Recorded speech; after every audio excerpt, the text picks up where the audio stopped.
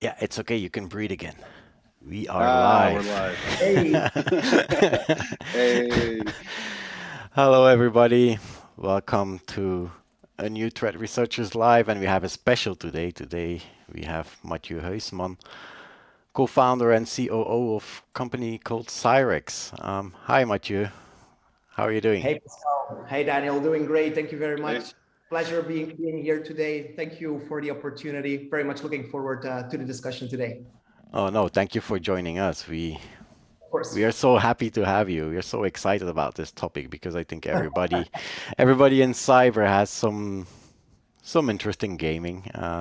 So I think, Yeah, it's also pretty topical considering the holidays are coming up. So yeah. Well, the holidays are not coming up. The holidays are here for some people, at least. Let me. true. So for those who are joining us from the US, happy Thanksgiving, and a special heartwarming Thanksgiving for all those people who are sitting in socks and knocks and are in the first line of defense. Because need I remind you what happened during the last holiday in the US, 4th of July? I don't want to be doom and gloom, but all those holidays, it's all great, but that's also when the stakes are becoming higher. So, not saying that something will happen, but watch out while you eat your turkey, and while you enjoy Netflix. Be thankful for those who make sure that you still have a Netflix to watch. So yeah, hi Daniel. I did not say hi Daniel yet. Come on. it's we okay. have It's okay, man. I'm here. we have a new person. I start to ignore you. That's not nice. It's okay. It's okay. I know my position. Well, thank you for joining us during Thanksgiving. So he's like one of those people who's also always out there watching over us, Oh, making sure. for sure, for sure. Like you said, all these attacks usually happen during holidays, so we're prepared here. So with that, I'm gonna give. Yeah, no, I'm not gonna give the floor yet. Just wait a minute. We're gonna start with the agenda. So Mathieu is gonna talk to us about game hacking, and you will see when he presents himself. He knows about game hacking, so that's basically his job. So that's why we wanted I hope somebody. so. And then, yeah, Daniel and I will also talk a little bit about gaming DDoS because we're in the gaming mood and it's the holidays. So, yeah, be prepared for it. Typically, it happens mostly during the holidays that gaming companies are attacked. Now, why do they get attacked? Sometimes it's because people who play the games are not so happy, disgruntled customers, you know. And I think that there's a couple of games that might be on the radar right now. There's Yeah. some games that did not perform that well. How it's called again? 2042 Battlefield, yeah, Uh, Battlefield 20, 2042. 2024, I thought. Ah, it's Is that 24. Ah, okay, yeah. So was the I next, wrong with that? yeah, no, it's the next version that will be 42. Um, is something No, wrong no, with you're that? right. Well, You're right. You're no, right. no, it's all 42, normal. Yeah, if 2042. I'm just yeah, dyslexic over here. I'm sorry, Bari. is it 42 or Yeah, 20? I just looked it up. I was wrong. 42. Oh, da, da, da, da. I'm a real gamer. See it. So Daniel's gonna talk about targeting the company. So who would be targeting? And we already opened that a little bit, targeting the gamers. And there have been some instances where recently gamers were targeted, and I think that Mathieu will also talk to us about it. And if he doesn't, I will ask him the question: how would it be possible to find out the identity or the location of the gamer? Can you find his IP address? Can you DDoS him directly? Which is not so nice if that gamer lives from Twitch streaming and he has a fixed IP and he needs to change his IP every 2 days to keep his living going. Can become not so nice. So and then DDoS rooted in gaming because I think we all know Mirai, right? So well, at least the Yeah. people in DDoS, all the botnets until today, like 80% of them were driven from the code base of Mirai. Now, guess where Mirai comes from? And I will leave that question open. Don't answer it, Daniel. And you neither, Mathieu. We will leave the question Hey, open until we get there. So you can think which game is it? Oh, and we right. already have people in the chat. Oh, get that. We should do more streams on holidays, because we typically don't People are get any. free. Yeah. Hey, Mayor, thank you for joining. And John, Good morning from Canada. Battlefield 2042. Yeah, there you have somebody who knows his games. Good stuff. Obviously, I don't. Yeah. That's why we asked Mathieu to be here, right? Yep, he's the expert, not me. Yeah. So with that, Mathieu, I will give the floor to you. So can you present yourself a little bit and the company, Cyrex? Okay, yeah, it would be my pleasure. So a bit about me, like you already said, Pascal, my name's Matt. I'm the CEO and co-founder of Cyrex. If I would have to describe, Jesus, I'm getting so many notifications right now, of course, because we're in a live session now, everyone starts to text me. So if I would have to describe Cyrex, I think we're a team of incredibly talented security engineers that are highly specialized in application security. So anything in regards to software and security has always been our core focus. And of course, this with a very strong presence in the online gaming space. I'd say about 80% of the projects that we do have a very strong relation to actual games or game-related applications, ranging from it could be game launchers to forums, to marketplaces, to actual web portals that represent a certain game. But mostly, of course, we're doing a lot of penetration testing specific to online multiplayer games, where you have a wide variety of MMORPGs to first-person shooter games to blockchain-based games, and that is the other 20% actually where we have a very strong presence in. It's in the fintech.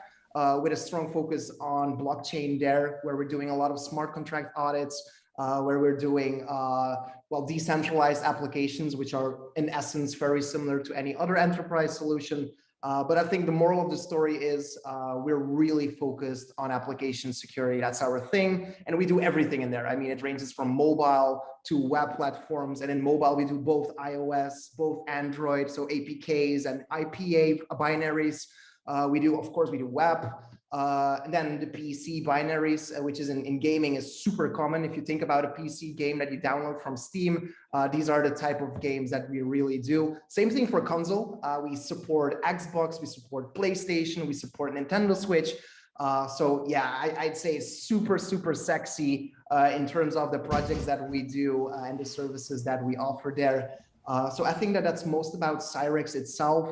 We have been in the industry now for, I think, about 6 years, and it's getting wild. We're doing great stuff. We're really pioneering with pen testing in the gaming industry, because at first this was not something that was super common. I mean, I remember when we first started pitching pen testing to like these gaming companies, they were like, yeah, well, what is that? Why would I need that?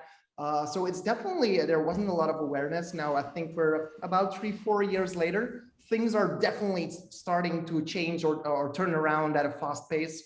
We're seeing that companies are starting to pick up and understand why it's so important to invest into security. Why do they do a penetration test for their games? It's not only about protecting their business, it's also about protecting their players. I mean, esports is a very big thing as of today. And I think fair play is one of the biggest elements in esports. So if you want to enforce or ensure fair play, well, this is where security comes in, where we make sure you as a player, you will not be able to cheat. You as a malicious actor, you will not be able to hack or whatever it is that you are trying to do in a malicious way.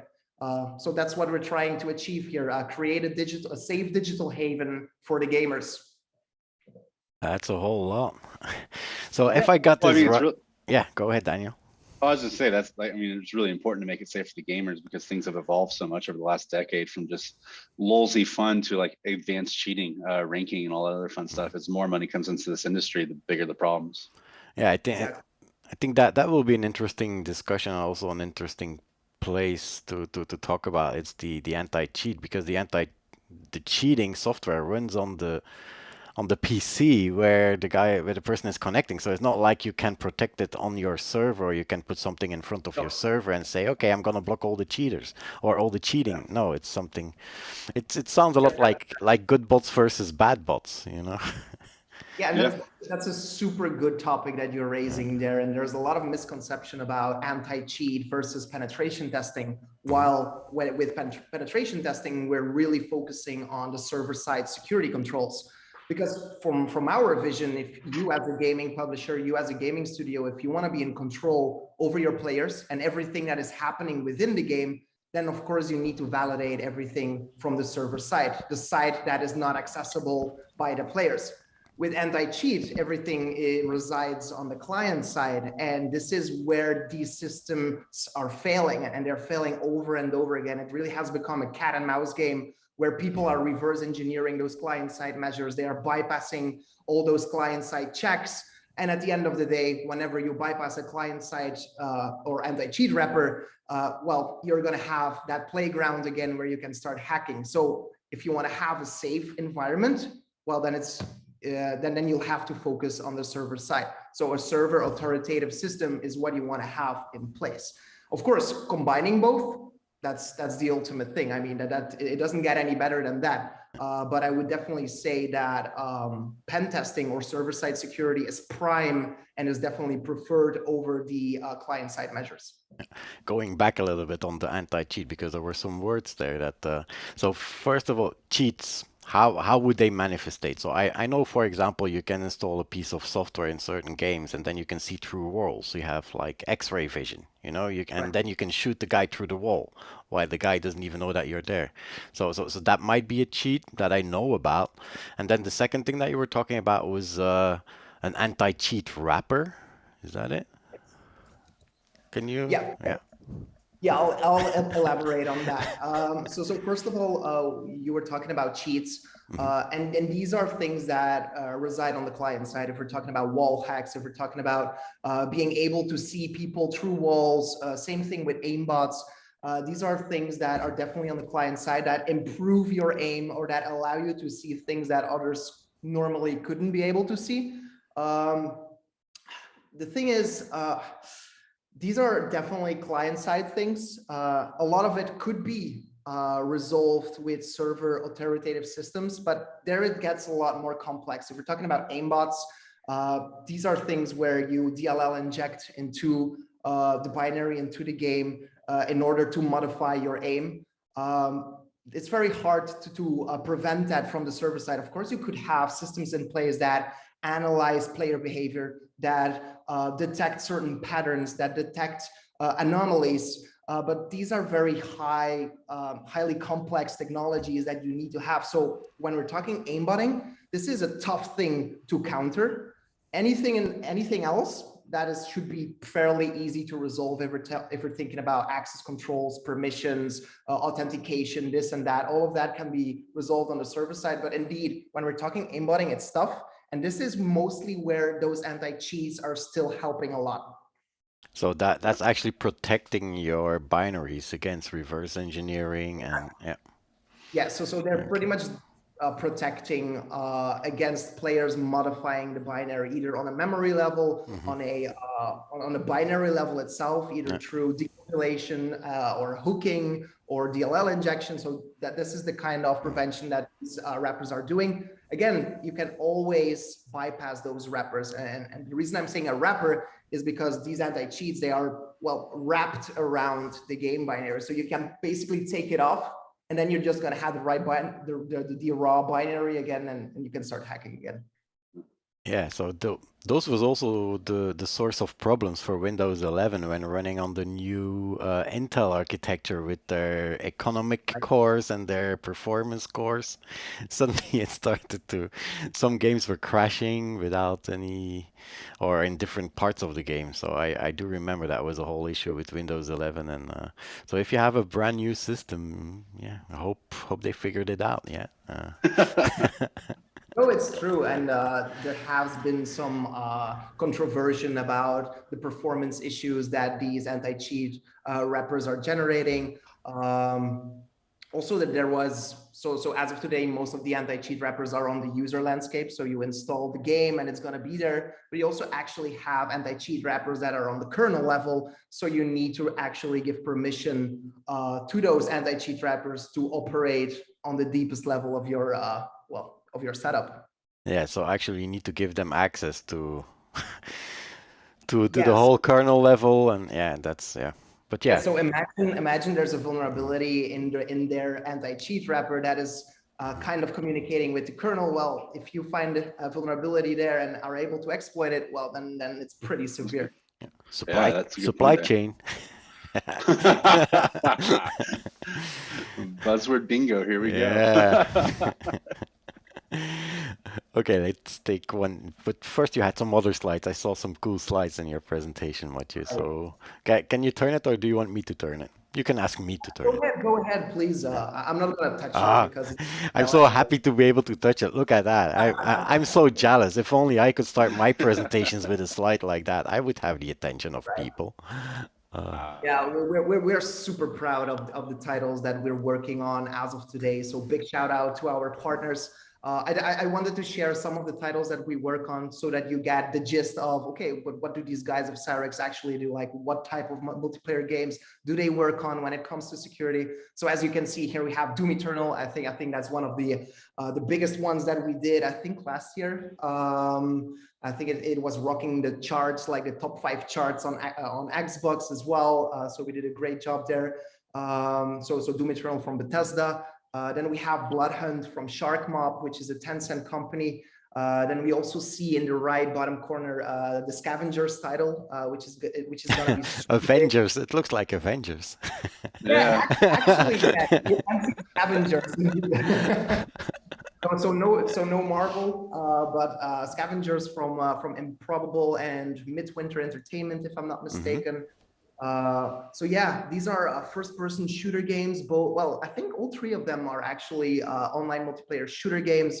For not all of them, we did the gameplay, but for most of them, we definitely did the live services. So anything in regards to authentication, authorization, matchmaking, buying items in the shop, this, that, all these things, we did a lot of security on. Yeah. So we have another comment in the chat from Pepijn de Wachter. I am lucky that I'm Belgium, you know. I can read all these names. If I wouldn't have been able to say, man. Guy is literally sitting next door, so I know. Just say hi to him. Hey. So it was also a big problem for Linux gaming because they were written specifically for Windows architecture. Yeah, talking about those anti-cheat wrappers. Yeah, I think that gaming on Linux, it's a whole other topic. But Linus Tech Tips, I don't know if you follow YouTube, but Linus is trying now with the whole Windows 11 and all the problems that he saw.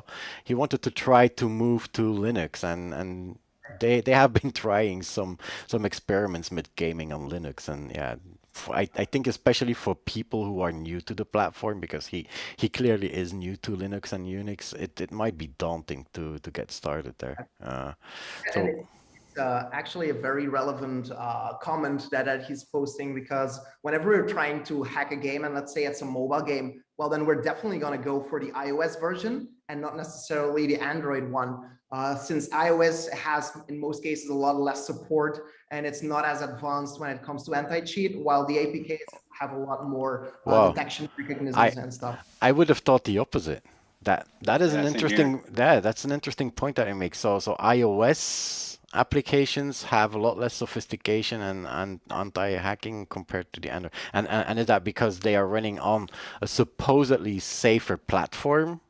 Well, they're running on a closed source, and that's the main reason. I mean, Android is a lot more open, especially towards developers, while Apple or iOS it's fully closed. So in order to access the system, you need to jailbreak your device. If we're talking iOS, for Android, you already have quite a lot of accessibility. Of course, you can still root the device to have even more access to the underlying folders and directories and stuff.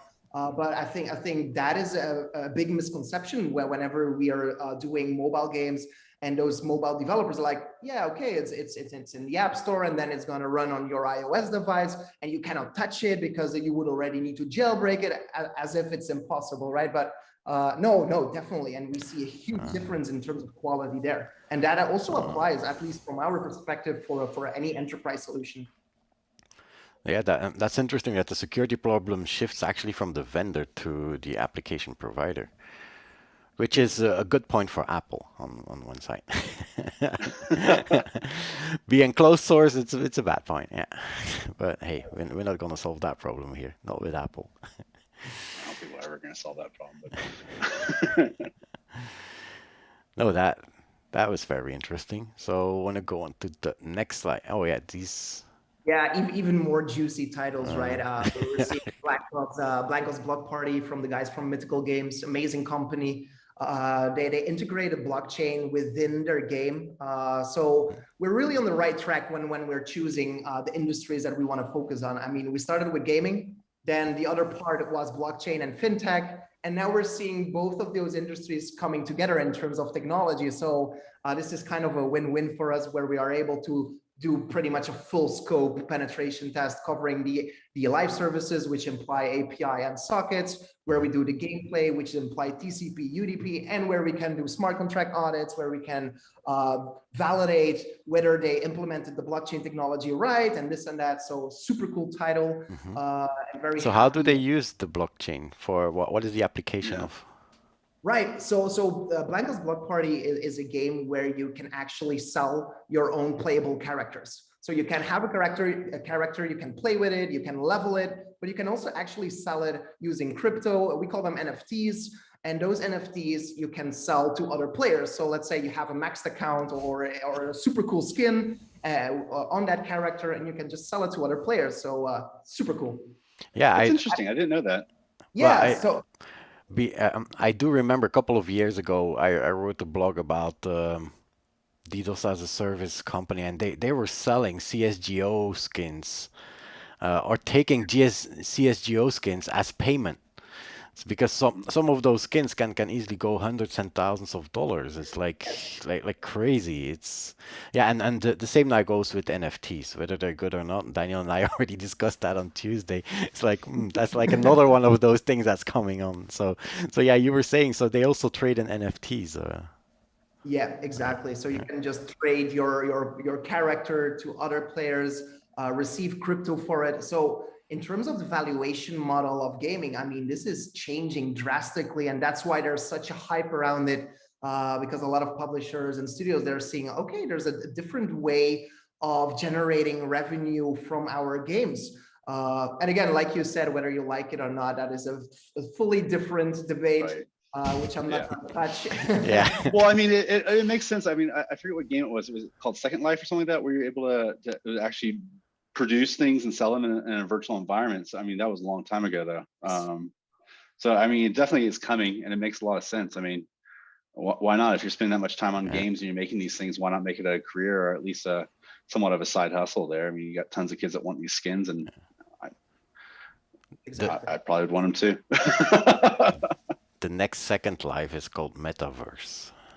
Yes, and then that's where, well, we're going there, aren't we? All right, Facebook, let's go. no, but I think especially in gaming, if you're talking metaverse, well, currently we're seeing this new valuation model with NFTs. The metaverse is going to be where you're going to be able to sell or use playable characters within other games. So you're going to have all those different dimensions, all those different games where you have different characters, different skins, different that. I think on an aesthetic level, You can have another robot as an avatar. Yeah. Yeah. Exactly. And in Fortnite, it's already happening. Of course, Fortnite stays, I mean, it's still the same game and there are no other games involved. But what they're doing, I mean, you have loads and loads of different characters. I think right now they're doing a Naruto drop. I'm not sure if you guys know Naruto. Yeah. I think it's similar to Dragon Ball Z. Yeah. But now I think I got everyone pissed off saying that. Yeah, the chat is exploding. Yeah. Right. Yeah, but I think that is definitely going to be one of the things that we're going to see very soon. Yeah, I mean, you bring up a really good point with the whole Fortnite PUBG thing with skins being purchased. I mean, look how much money they made alone just from the mobile application side of selling those skins and whatnot. I mean, yeah, it's a business model that's never going away, in my opinion. So do you also see advertising in gaming? Because that would be the next model that Facebook would be looking at, no? Paid advertisement, carrying around a cup of coffee like Folgers or whatever. Yeah. No, but on the buildings, when you are in this world, you're in this virtual world, and there's a building there, and instead of having like a specific picture, you could have an advertisement there. You could have Coca-Cola on that building, no? And Coca-Cola could pay for it, right? It's Yeah, like the F1 races, where they had the green Yeah. screens everywhere. They Yeah. can put the logos up wherever they want. You could start Yeah. doing that in the gaming world Yeah. where, The a sponsor virtual comes in and reality. says, Yeah. Yeah. Especially yeah, in for the next virtual. 3 hours, it's target advertisements type Yeah. of thing. Does that happen already, or? No, I'm just saying like that's going to be probably a very big thing in the future too. Well, yeah. yeah, but I mean, Yeah. I the think product placements that you see on TV shows already is pretty outrageous. So, I mean, it's only natural that you're going to start seeing product placement in video games, right.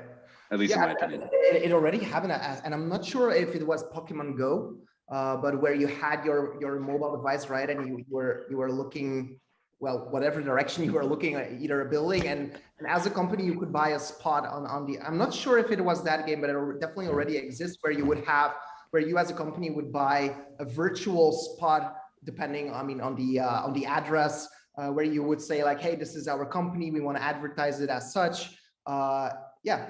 This is definitely not new. Yeah, I think that even another game like Portal and stuff like that had the whole AR thing going on as well. Yeah. Okay, so we have a lot of questions. So let's catch up with the questions first. I don't like to leave open questions. No, So product placement in video games already exists. All right, cool. Yeah. So you've mentioned anti-cheats and mobile hacking as two big misconceptions. Is there another misconception you come across frequently that needs attention? Right. I Whew. Yeah. Actually, yes, and then we're gonna end up there eventually.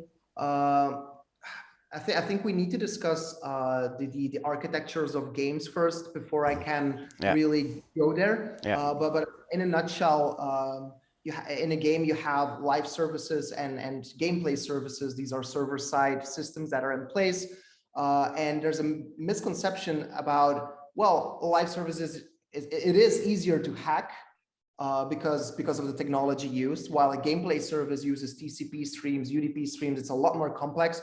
So we should not focus as much on the security there. That's kind of the misconception there, because it's harder to hack. We're like, okay, well, it's kind of falling into our risk appetite. We can live with it. It's not going to happen, right? So that is definitely something that we're currently working on and creating awareness about. But in an ideal world, I mean, you want to treat both of them equally. Because at the end of the day, I mean, we're talking gameplay. This is where you shoot, where you move, where you fly, where you kill an NPC, where you talk to an NPC, where you start a quest. These are the actual actions that you perform in game. You want to make sure that all of that is fully secure.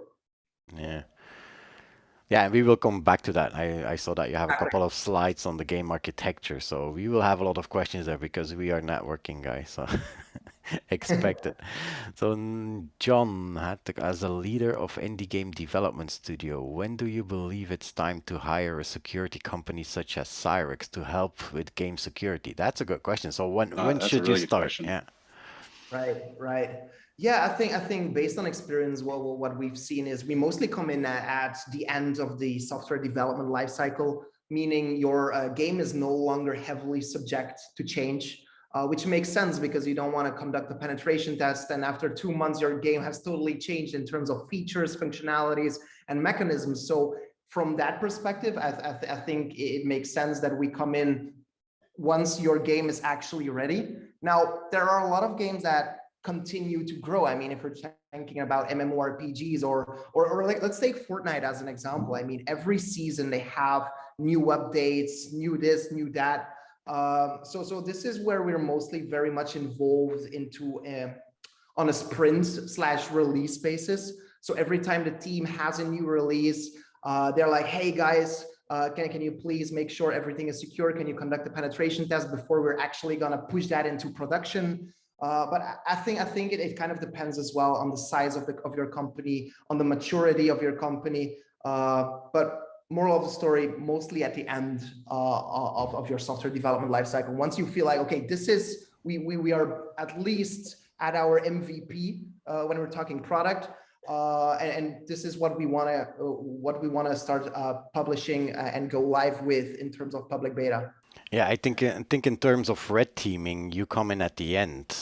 However, I think in terms of development, people should start thinking about security from the development, right? So you have the whole pipeline where you go through, and Yeah, so security should be, the people who are developing should be aware of security. It's like in the enterprise side of things where the applications are being built, and also your DevOps pipeline. Security should be everywhere.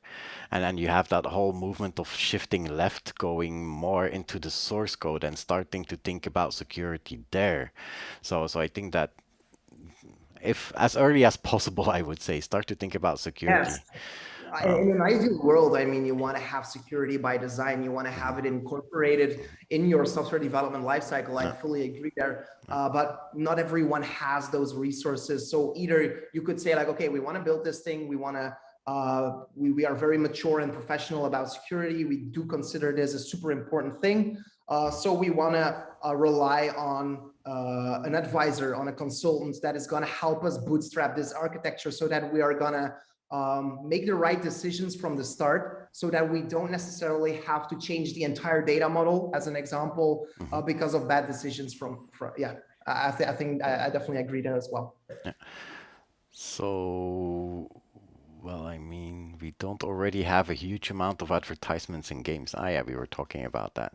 Yeah, we already do have advertisements, but it depends on what games. I think that the advertisements that we see mostly in games now are those free games where you have the pop-ups, or they have that small screen that you have to wait and watch the advertisement before you get 100 credits. I see that from my son mostly. Yes, that's exactly, especially on mobile games, you have it everywhere. Every time you need new credits, you have to go through those ads before you can start playing again. But that's not fully incorporated within the gameplay, of course. And then Dries has I mainly wonder why studios are not going after cheaters in a more proactive way. It seems days or more before they even investigate, if they even. Is it because it's just the costs? I think, yeah, I think it's a difficult one to answer. It's a very difficult question, but Yeah. I can actually shed a little light on that one. The gaming industry has been proactively going after DDoSers. They're starting to file lawsuits against the stressor service companies and also the users themselves. And I believe it was over in Europe that police actually started visiting the children that were using the booters and stressors to Dutch attack police. them. So yeah, unfortunately, there's a lot of limitations inside of a company, what you can and cannot do. And I think this is an interesting example or case study of gaming companies launching lawsuits against those that are attacking them. It's a different way of going about it. Yeah, being proactive is difficult because how can you know that somebody will cheat? Yeah. So I think that the anti-cheats are the most proactive way that you could be. Try to get detection, and yeah, we see it with Facebook how hard it is to get rid of all the messages you don't want on your platform. You know. Yeah, I mean it's a difficult thing. Like, are you going to go after the people that make the cheats, the people that use the cheats, and then if you start going after the people that are making the cheats, and the people that use the cheats will start making them themselves. So it's like this never-ending cycle of just. And then you have the trolls. We like the trolls, at least I do. You have a lot of communities that are, well, a lot. I mean, it's a very select amount of communities that are very focused on or dedicated to online game hacking.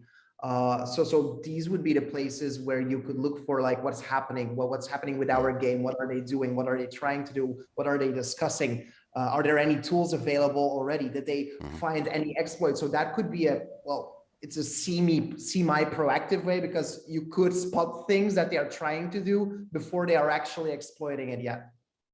Okay. Interesting. So yeah, let's come to the game architecture. That's what you referred to. Yeah, I definitely wanted to talk about the game architecture since it's a lot different than classic enterprise solutions. So if we look at the game, I mean, you have the client side, which is it? in this case. For me, it looks the same. I have an application, I have an API and a WebSocket, and I have a service. Yeah, then you have the gameplay service, which is the difference here. That's really the point that I want to make here. So like I said, you have the client side, which is the PC game that you could download from Steam as an example. But then you have the server side, which your client communicates with. Whenever you perform an action in game, it's going to send a packet or a request to those dedicated services. So if we're talking about the live services or the traditional backend services, there you can indeed see they're using traditional API endpoints, they're using WebSockets. There's nothing new there if we would compare it with the enterprise solutions. Where it is very different is whenever we're starting to talk about gameplay services, because there you're talking about TCP, UDP streams, and there's a reason for that.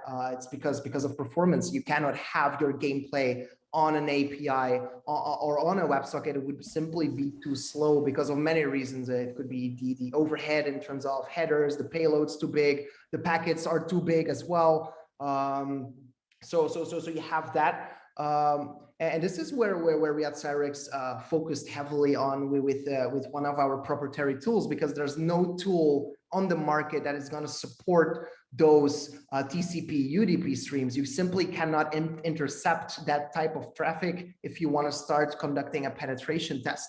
Because if you want to do that on a web application, for instance, you're just going to use Burp Suite, right? You download Burp Suite, you intercept the web-based traffic, and you can start tampering with the requests and the payloads, easy as that.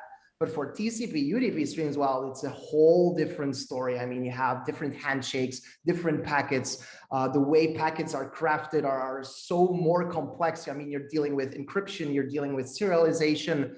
And for these type of gameplay services, they are mostly offered either built-in, if we're thinking about Unreal Engine as a game development language. There you would have Unreal Engine networking service, which will support multiplayer for studios that want to build a title that is on multiplayer. For Unity, you don't really have a built-in solution. So there are third-party providers and frameworks such as PhotonPun, PhotonBolt, or Realtime, or a lot of open source multiplayer engines as well. But I think from a Cyrex perspective, this is really where we made a big change and impact by building a tool that is able to support those protocols, that is able to read out that type of traffic. And I can assure you it's been highly complex. I mean, if we're talking Unreal Engine, luckily they are open source. Everything is developed in C++. But of course, I mean, there's a lot of porting on our side. Our tool is developed in Python, more high level, but I mean, it has been quite the challenge, especially if you're talking encryption like DTLS, so TLS on top of the UDP stream. There are no out-of-the-box Python libraries for that, so we needed to integrate with native CLibs. So yeah, a very cool tool, basically one tool to rule them all, as the title suggests, which allows us to intercept any type of traffic and ultimately start tampering with payloads and find vulnerabilities. So the DTLS, that's the same protocol that Quick uses, right? The Google Quick, the new HTTP that they use, UDP based. I'm not sure. So what kind of services would you put in the backend service that goes through Web API, and what kind of services then come in the gameplay? Is there a big difference between them? Because you have those two connections. So one is the API, the WebSockets, and the other is then the native communication. And I hear a lot of similarities with botnets communicating over a C2 channel. It's like proprietary, it's encrypted, it's difficult, it's different ports. It's a whole thing that's not standardized, not documented. Yeah, so it's a lot like what we see in C2 communications. But what happens on the Web API and what happens on that UDP TCP? What part of the game is there? Okay. So you're asking about the difference between the live services and the gameplay services. Yeah. So gameplay services, as the name suggests, is anything that is strongly related to the actual gameplay. So you are in the game, you're shooting, you're moving, you're flying, you're talking to an NPC. All of that is happening within the game, while live services are anything before the actual gameplay. So let's think about you're logging in on your game. This is authentication. You're registering an account, registration. These are the live services. You're entering the matchmaking queue because you want to enter the gameplay. Again, we are communicating with the live services saying, hey, I want to play, let me into the lobby so that I can start playing with my friends. And then the backend system is going to be, okay, I'm going to start queuing you up. A ticket is being arranged, yada, yada, yada. And then ultimately those live services are going to communicate with the gameplay services saying, hey, this guy wants to enter the actual game. And from there, it transitions to the gameplay. Okay, so if you want to DDoS I'm not saying I would want to DDoS, but you have actually two places to do it, right? Wait, do one time like this because you're out of focus. Oh, Yeah, no, that's our trick for it's focus. crossed. Are we good? No, it's not coming. Try it again. Yeah. Well. Well, it's not. That's not Ah, working yeah, out. yeah, yeah. It's getting better. It's getting better. I'm checking on the other screen. Yeah, it's a little bit light. Yeah. So yeah, so you have actually two places. So if you would attack the backend services, then you would have people that cannot log into their game. They cannot go in the lobby, or they stay forever in the lobby and they are stuck. And then the other one is while they're gaming, if you want to impact them while they're gaming and you want to slow down and add latency so that you can shoot while before he's moving, then you would actually attack those gameplay services, which are the proprietary protocols. So and those APIs WebSockets, so what kind of language are they using there? Are they using the standard? Is that REST APIs, SOAP, I think, gRPC? yeah, I think there's a mix there. Definitely just REST with a JSON payload as a format.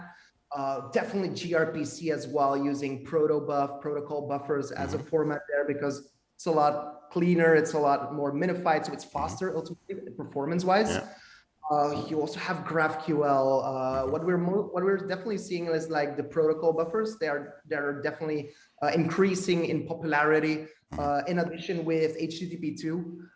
So there again, the main focus is minifying your requests, having them faster, cleaner, more performance. Yeah.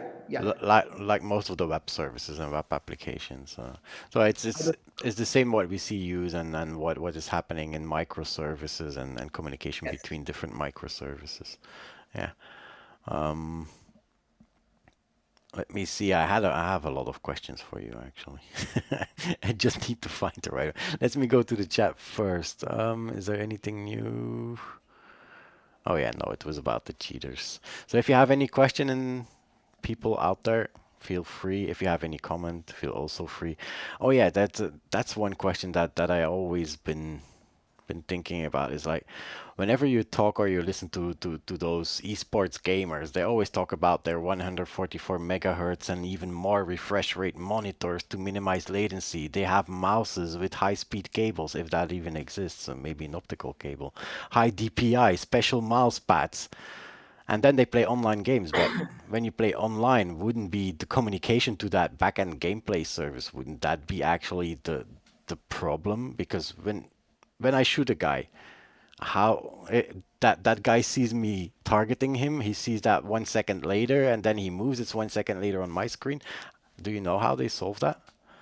Right. I think if we're talking about hardware like mice and keyboards and this and that, it's mostly about the reaction time from the player perspective, like being able to aim faster towards the head of your enemy. Yeah. I think there is where you are getting most of the performance. It's not like your network traffic is going to get faster because of it. Yeah. I mean, it's always going to be capped based on the capabilities of the server side, which is provided by the game studio or the game publisher. So I don't instantly see a correlation there. No. Okay. So, well, we've got a couple of ways that they might solve that is what GTA does. You go peer to peer, right? So that is one Which way. is the problem. Which has a problem, yeah. And then the other one is something that we see happening more and more, and now also in the 5G. It's like pushing the applications closer to the edge and have locality. So if you have a group of players that play together, you have them connect to a local node that is closer to them and that they have less. Do you see that in gaming as well? Or is it still one central big game engine in the cloud that is Yeah. So you definitely see peer-to-peer, and mostly in companies that don't have a lot of budget. That's the main reason. Budget, not only in terms of hosting infrastructure, but also in terms of development. There's a lot to it. The problem, of course, with peer-to-peer, as we all know, is that it's insecure by design. I mean, someone within that party is going to be the master, or he's going to be assigned the master role, while all the others are the slaves, very similar to a botnet. And the problem is, whenever you say like, hey, Matt, you are the master of this party, and I'm doing actions in game that are not legitimate, so I'm cheating, I'm exploiting vulnerabilities, well, there's not going to be any server-side system validating whether or not I am cheating. Because in the end, I am the master, I am the one that is in control. So this is a big issue with peer-to-peer. Hence, if we're looking at the AAA online multiplayer titles, they definitely have that infrastructure that is either running on premise, that is on the cloud. So yes, that is definitely the desired thing you want to have in place.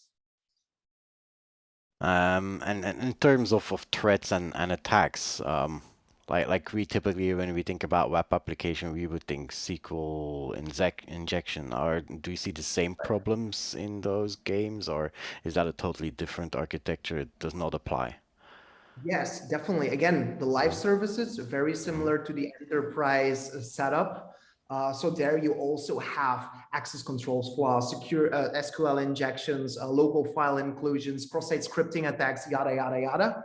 When we're talking about gameplay, well, in its core, 80% is going to be either an access control flaw, meaning it is related to permissions. Should I be able to do that? Yes or no? Or it's a business logic flaw. But we can classify them different, like a teleportation hack or a control force teleport would be one of those type of vulnerabilities that are well, more fancy in terms of gaming terminology. Same thing with wall hacks and this and that. But again, in gameplay, you can also have a remote code execution. In gameplay, you can also have a buffer overflow vulnerability, both on the client as on the server side.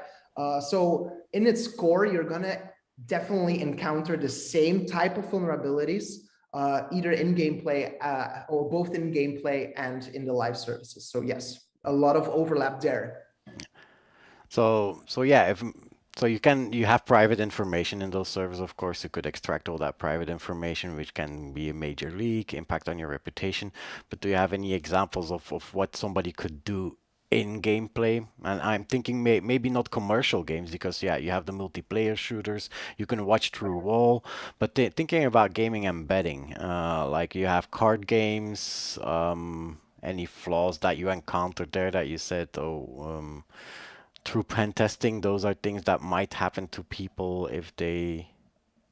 Right, right. Yeah, I'm thinking from the top of my head, because our core focus is definitely online multiplayer games, Okay. really MMORPGs to first-person shooters. We did some card games in the past where we found loads of cheats and vulnerabilities there as well, where we were able to see the hand of our opponent just by calling a request from the server side, acting like we were the player or the target player. So there was an authentication issue going on there. What else could there be? I mean, very specific to a card game, I cannot give you a lot of examples there, but if we're thinking about an MMORPG where you can perform a quest, you start the quest, you progress within the quest, and then ultimately you would end the quest and get your reward, right? One of the vulnerabilities we found there is that we could repeatedly send the end quest or the quest complete packet, and the server side did not validate whether or not we already completed that quest, meaning we continuously got the same reward. So there you have item duplication as an example. And in games where you have an in-game economy, well, that is disastrous, because suddenly you are the wealthiest person in game because you duplicated one item like 10,000 times, right? So you can sell that off in game for gold, and yeah, those are the good type of vulnerabilities and super critical in terms of impact. Again, there are others. I think we did a first-person shooter where you were able to equip certain weapons or skins or armor, and the server side wasn't validating whether or not you already owned that weapon. So what we did was we sent a packet to the server side with an ID of the weapon saying, hey, we're now gonna equip this weapon, and the server side was like, yep, all good. So at that point, we just spawned an item in our inventory just like that, even though we didn't have it before.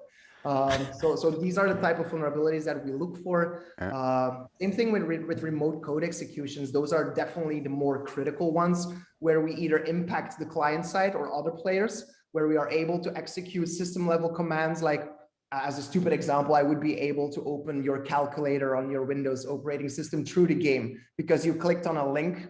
We actually found a vulnerability like that in a clan system, and in that clan system you could add in a description, and we found a way to add in a web-based link, and that link also communicated directly with the underlying system in which we spawned the calculator. But of course you can spawn other things. Install malware, yeah. Yeah. Spawn Yeah, other but calc's things. a fun thing to do, right? Just a POC. Yeah. And of course, you have the same thing if we're talking remote code execution, but then on the server side, where we are able to perform system level or operating system commands on the virtual machine, allowing us to either access the source code of the game, which is super proprietary. This is the intellectual property, so that's pretty much jackpot for any hacker. We could access the database, we could access the underlying folder structure. So there you would have pretty much compromised everything. Yeah, that's pretty much what we also see in outside of gaming. It's the same kind of improperly secured servers, remote code execution, installing bots on systems where you don't want to be or where you don't have the right to be, extracting information. Source code, yeah, one of those, yeah. Yeah, exactly. So it's not necessarily all about having an in-game advantage over other players. We're also dealing with confidentiality, availability, about all those kind of things, about data breaches, about compromise. In the end, I mean, it's all about data. Yeah. So, and payment services, do they use are there specific libraries that they're using, or using the same like backends as other business applications are using for payments and credits? Definitely, yes, definitely. There's a lot of overlap. I mean, gaming payment providers are very similar to the ones that we see on any SaaS-based platform as well. So it's all about the integration and integrating that library, making sure everything is configured correctly. But other than that, it's fairly simple to integrate. Like Magento.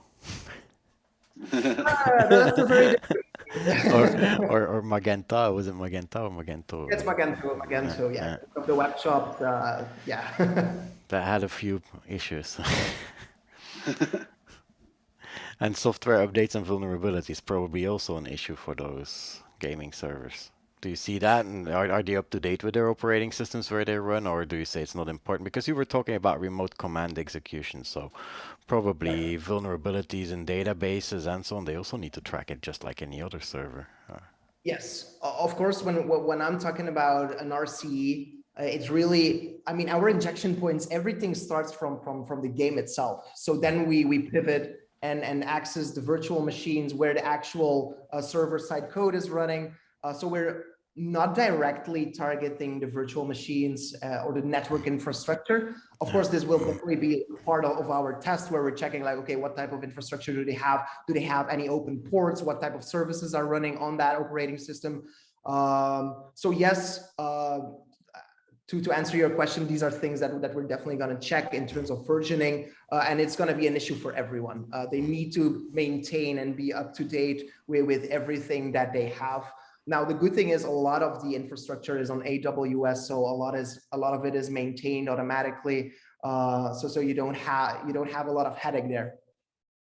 So gaming's pretty much ruined for you, because every time you're in game and you look at the chat, you're trying to pop up a Java message box on the other side, right? We're doing remote command execution and SQL injection. Yeah. So you cannot game normally anymore. No, I think at first it was very exciting, like hacking a game, but the moment you have everything in game, meaning you have your max level, you have ultimate amount of gold or diamonds or whatever the currency is in game, it gets boring very, very quickly. And I think that applies to life as well. It's not good to have everything. You need to strive for things. You need to be happy with what you have, but ultimately you will always want more, and that's a good thing. But once you hit that limit and you have everything, well, things tend to go downwards very quickly. Yeah, I have a saying like usually money can solve problems until money can't solve problems, and that's kind of the issue with gaming, right? Like you can give them everything, then what do they do after that? Well, they're gonna start doing malicious things, lols, and all that other fun stuff. So yeah. Yeah, exactly. So if you see somebody who has a full armor and 20 different Run weapons in his back, it's Matt. Just say hi next time. Yeah, you pass But me. don't be He might, jealous. yeah, he might be able to hook you up with some skins. You never know. Yeah. Yeah, click this or click that, and automatically it will duplicate. You will see. Yeah. All right, let's go to targeting gaming companies. So Daniel, you. Yeah, I mean, just something I just kind of want to bring up, considering it's the holidays and we all know what usually happens. It's kind of been on the Lizard Squad in the downturn for- holiday, yeah. Yeah, well, I mean, Lizard Squad's gone, Lulsec's gone, all of them are gone. I mean, there's really no main notorious DDoS group at the moment, which I find strange. You know, you have all these massive DDoS attacks that have been happening from quote unquote Maris, and there's no one claiming it. But, you know, just a few years ago, someone would literally take down PlayStation and Xbox during the holidays, and they would go online on Twitter that day and say, hey, we did it. Here's our boot and stressor service, $20, and you can do it too. Those days are kind of gone, which is a little interesting, but in the past, from what we'd see from Radware perspective, was many malicious users would target gaming companies during the holidays. So Thanksgiving at the moment, I was just reading this morning that Blizzard was having some issues, and you know this is the MO of those little skitty low life hackers, is they want to cause as much disruption as possible to the users. So by doing that, they target the gaming companies. And a lot of times we see these attacks launch during new game releases or in-game specials, and also during holidays, as I said, like Thanksgiving, Christmas, all that other fun stuff. What else to do, right? Yeah, and it's an evolving landscape, as Matt has talked about. You know, we've seen a shift basically from targeting the gaming studios to the users. Like the users are very vulnerable at this point. And if you want to have fun, that's kind of like the way you go, right? So targeting the users is a little interesting. At the moment, we've seen Crab Game, which is a Squid Game knockoff from Netflix. I saw that. Very popular. Yeah, Dead to Daylight and GTA Online have all had this issue in the last few months about leaking origin IP. So they're leaking the user's IP because it's a peer-to-peer connection. And a lot of times this is allowing the attackers to target the users directly with either a competition ranking site. So a few months ago, or actually it's a few years ago now, when Mortal Kombat had first come out, they had a P2P issue where players were actually launching attacks against other players to gain ranking. So like you'd be paired up with a player in a game, you'd knock them out, and then you get all the points. There's also like anger aggression that kind of like goes back towards the Lizard Squad Lulsec things, you know, upset, disgruntled kids that want to launch attacks and have some fun. But one of the things that we're seeing is how that's evolved into entertainment and reactions. And I'll get into that in a second, but most of the risks that apply to these users in video games is either dox, which is their information being exposed. So like getting their IP address, their name, their address, and all other fun stuff. And what you can do with that is basically you can DOS them, you can knock their home internet connection offline so they can't play. So yeah, there was a funny joke.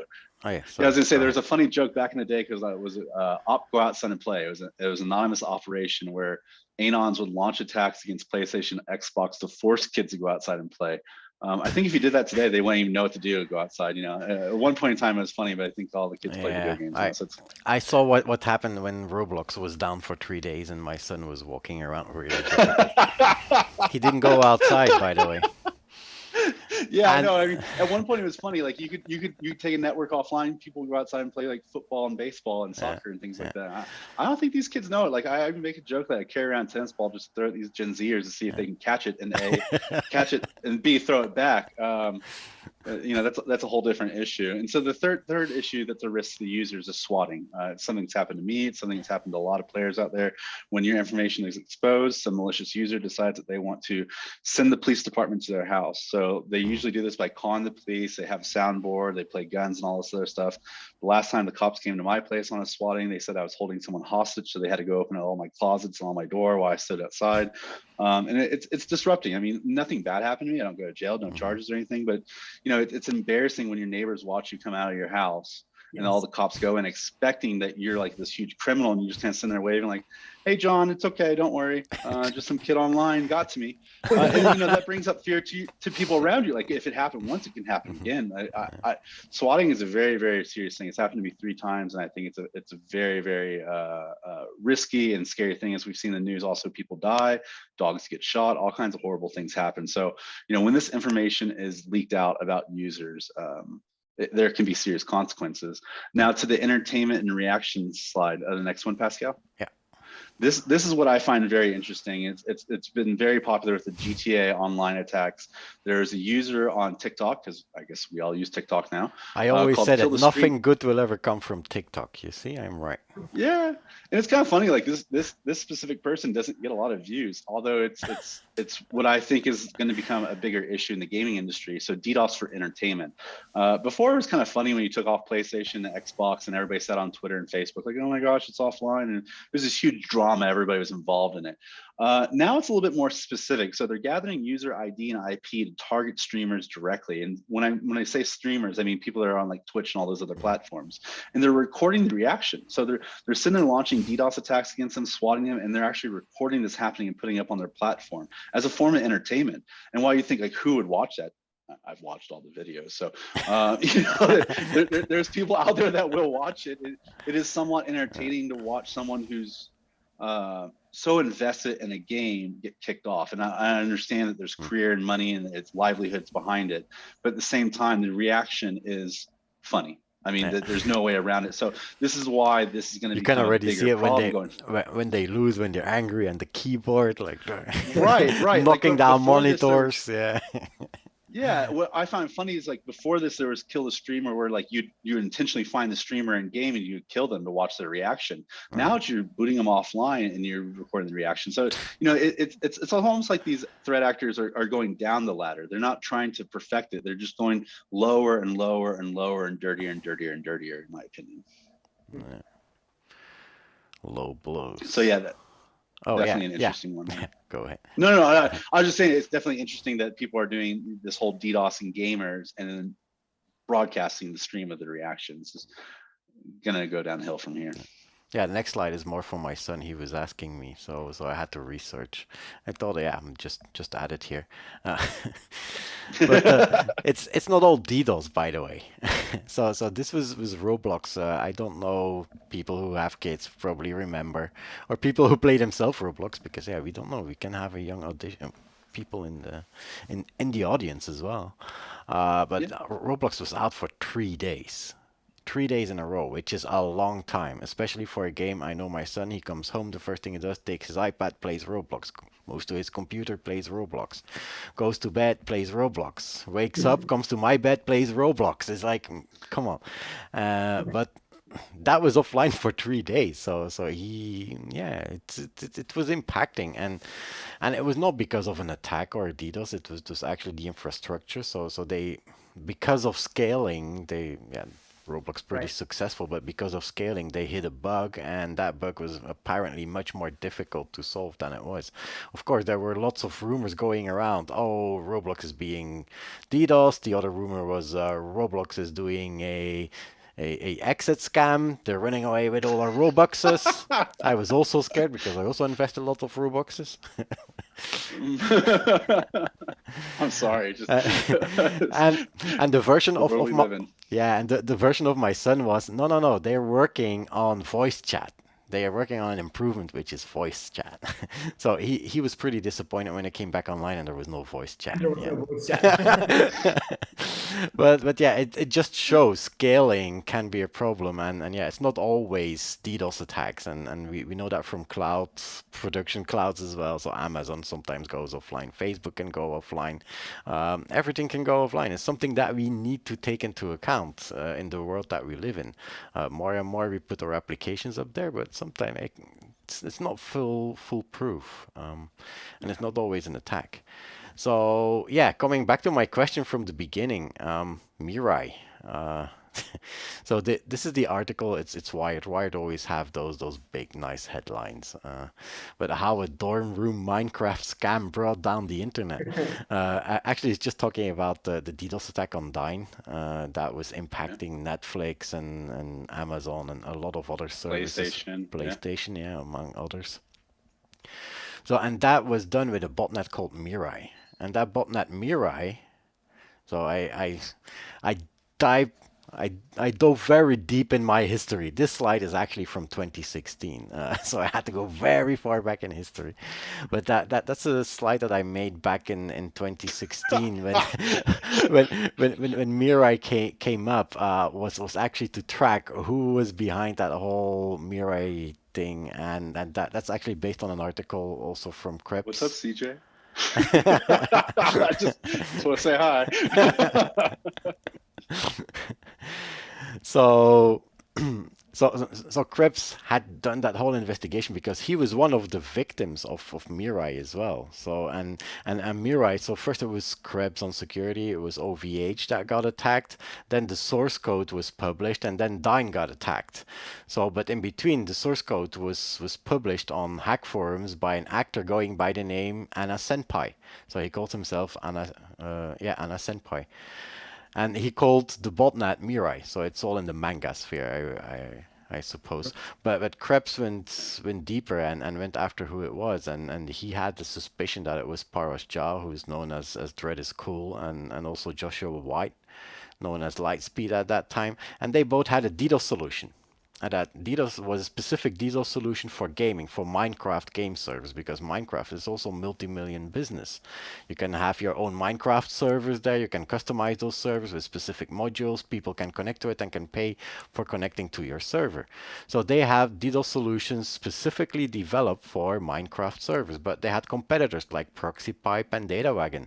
Now, two of those, Protruf and DataWagon, came together and formed a group that was called LDDoS. And they found no better than to use Qbot and Bashlight botnets to attack ProxyPipe's customers. Because if they attack their customer, they can say, we have a better DDoS solution, come to us. So and out of this came actually the whole source code from Mirai, and yeah, from then everybody knows Mirai has been part of our life almost on a weekly basis. Every week there's a new botnet popping up or a new bot coming out, and when you look at the code, it's a Mirai. It's a Mirai clone. Okay, so Mirai has redefined the threat landscape for DDoS for in the Yeah, worst they part really have. possible. Now and Oh, to this is give a good part.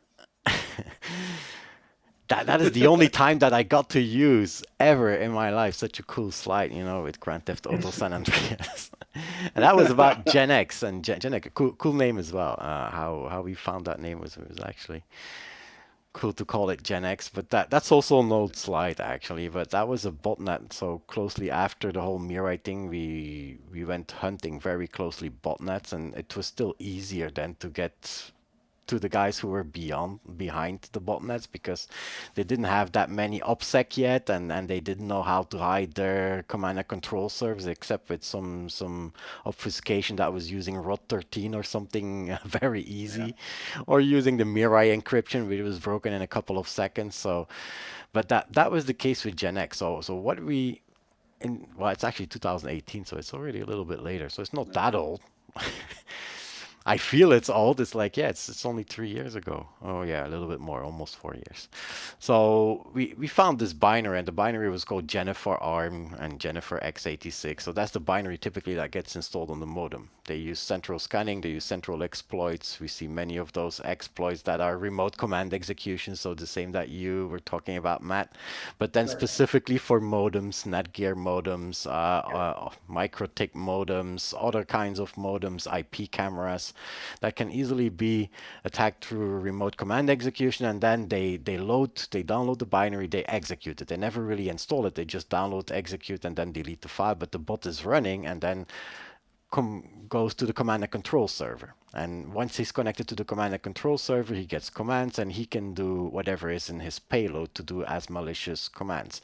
And most of the time with DDoS and Mirai botnets is about performing DDoS attacks. So the bots are sitting there waiting for a command from the command and control server and then flood a certain target. And if you do that with enough bots that you were able to infect, you get a big DDoS attack on that target. So the C2 we found out, so after the obfuscation, we found that the C2 was hosted on a server called skids.sancalvice.com, which was like, skids, okay.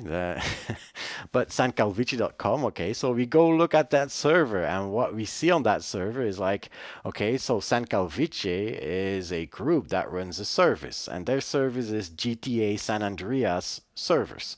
So you can come as a customer, you pay them $16 per month, and you can host your GTA game server on their platform.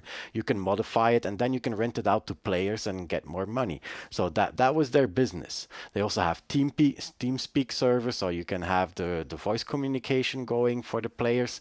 But then they also have a more interesting service next to it on the same page where they advertise DDoS attacks. And you can buy that to attack your adversary. Not, of course, their service from Sancalvice, but anyone else hosted in OVH or somewhere else with their GTA server. You can attack your competition, and then you can bring more users to your server. That was actually their business. And here we saw that when we detected that bot in January of 30, they announced already that they had some attack services, and they had like 90 to 100 gigabit per second attack power. And like January 31st, they announced that they had 250 to 300 gigabit per second attack power. That was actually when they launched their bot, but we already found their bot. So the first thing that we did is we went to the providers and we said, hey, this guy is doing bad stuff here. So we worked with OVH, brought down their servers. Of course, they were not happy. So then this happened. This is my favorite part. I swear, I love this. Out of my 7 years working here, this is one of the funniest things ever. Yeah, I will zoom in. So it's just me again. It's not on the cam this time, but I'm photoshopped on one of those bodies. So the people from Gen X. So a couple of days later, they said, hey, we're back, we're here. So we come back to haunt you, and we know who you are. So that comes to the doxing part that Daniel was explaining before. Of course, they know who I was. Yeah, I had nothing to hide. I published a blog under my name, so they just took my picture that I still use, by the way, on my blogs, and put it there, and put a nice comment in the top. If you know urban language, you know what this 8 and a couple of equal signs and a D is. I can already be happy as 3 equal signs, so that puts me in the right perspective. If it would have been 1 equal sign, yeah, that would have been a bad joke on me. I just found it funny that like these kids took time just to Photoshop your face Exactly. on top of a Well, GTA character. Actually, I don't think those guys were kids. Those guys were our age. and they were all bolts. So Sancalvice, I think there was something called the bolts of Sancalvice was the blog that I wrote, because they were all bolt, like me. So I actually fit the pattern pretty well there. I'm catching up there. I'm catching up. Yeah. You know, I'll be there. You A few more DDoS attacks and I'll be there. What was that? So you see that gaming and DDoS actually go hand in hand, and the botnets that we see, they were rooted in gaming most of the time. So like the Mirai botnet, well, started with Minecraft gaming.